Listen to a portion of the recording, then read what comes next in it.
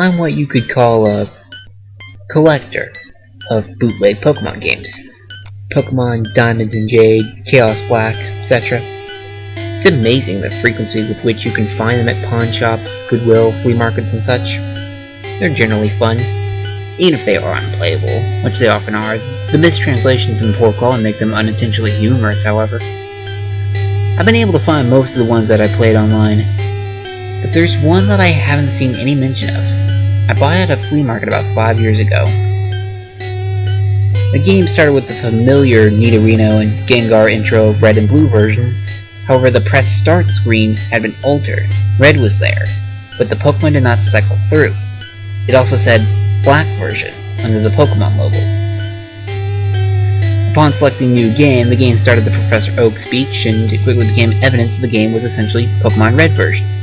After selecting your starter, if you looked at your Pokemon, you had, in addition to the Bulbasaur, Charmander, and Squirtle that you got, you had another, Ghost. The Pokemon was level 1. It had the sprite of the ghosts that are encountered in Lavender Town Tower before obtaining the Slift Scope. It had one attack, Curse. I know that there is a real move named Curse, but the attack did not exist in Generation 1, so apparently it was hacked in. Defending Pokemon were unable to attack Ghosts. It would only say that they were too scared to move. When the move Curse was used in battle, the screen would cut to black. The cry of the defending Pokemon would be heard, but it was distorted and played at a much lower pitch than normal. The battle screen would then reappear, and the defending Pokemon would be gone. If used in battle against a trainer, when the Pokeballs representing their Pokemon would appear in the corner, they would have one fewer Pokeball. What's even stranger is that after defeating a trainer and seeing Red receive 200 Pokédollars for winning, the battle commands would appear again. If you selected Run, the battle would end as it normally does. You could also select Curse. If you did, upon returning to the overworld, the trainer's sprite would be gone. And if you leave and re-enter the area, the spot where the trainer had been would be replaced with a tombstone. The move Curse was not usable in all instances. It would fail against Ghost Pokemon. It would also fail if it was used against trainers that you would have to face again, such as your rival or Giovanni. But you could use it in your final battle against them, however. I figured this was the gimmick of the game, allowing you to use the previously uncaptured Ghost, and because Curse made the game so easy, I essentially used it throughout the whole adventure. And the game changed quite a bit after defeating the Elite Four. After viewing the Hall of Fame, which consisted of Ghosts and a couple of very underleveled Pokemon, the screen cut to black. A box appeared with the words, "Many years later."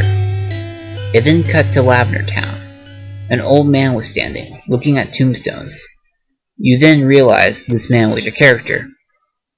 The man moved at only half of your normal walking speed, and you no longer had any Pokemon with you, not even Ghost, who up to this point had been impossible to move from your party through dispositing in the PC.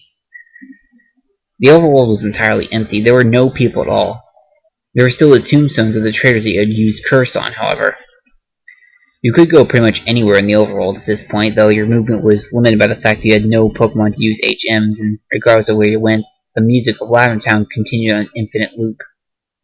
After wandering for a while, I found that if you go through Diglett's cave, one of the cuttable bushes that normally blocks the path on the other side is no longer there, allowing you to advance and return to Pallet Town.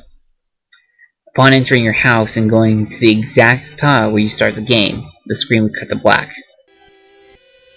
Then a sprite of a Caterpie appeared. It was then replaced by a Weedle, and then a Pidgey.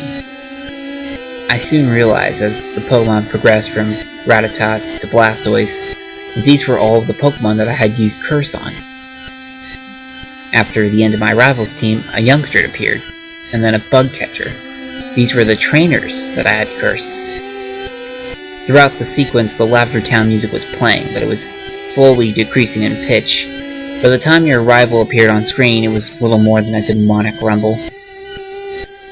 Another cut to black. A few moments later, the battle screen suddenly appeared. Your trainer sprite was now that of an old man, the same one that teaches you how to catch Pokemon in Viridian City. Ghost appeared on the other side along with the words, "Ghost wants to fight." You couldn't use items and you had no Pokemon, and if you tried to run, you couldn't escape. The only option was to fight. Using Fight would immediately cause you to use Struggle, which didn't affect Ghost, but did chip off a bit of your own HP. And when it was Ghost turn's attack, it would simply say, ...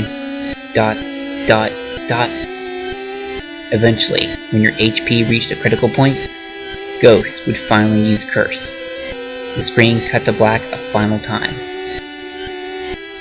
Regardless of the buttons you pressed, you were permanently stuck in this black screen. At this point, the only thing you could do was turn off the Game Boy off, and when you played again, New Game was the only option. The game had erased the file, implying that Ghost killed you. I played through this hack game many times, and every time the game ended with this sequence. Several times I didn't use Ghost at all, though he was impossible to remove from the party. In these cases, did not show any Pokemon or trainers, and simply cut to the climactic battle with Ghost. I'm not sure what the motives were behind the creator of this hack. It wasn't widely distributed, obviously, so it was not for monetary gain. And it was very well done for a bootleg. It seems he was trying to convey a message, though it seems I am the sole receiver of this message. I'm not entirely sure what it is. The inevitability of death? The pointlessness of it? Perhaps he was simply trying to morbidly inject death and darkness into a children's game. Regardless, this children's game has made me think, and it has made me cry.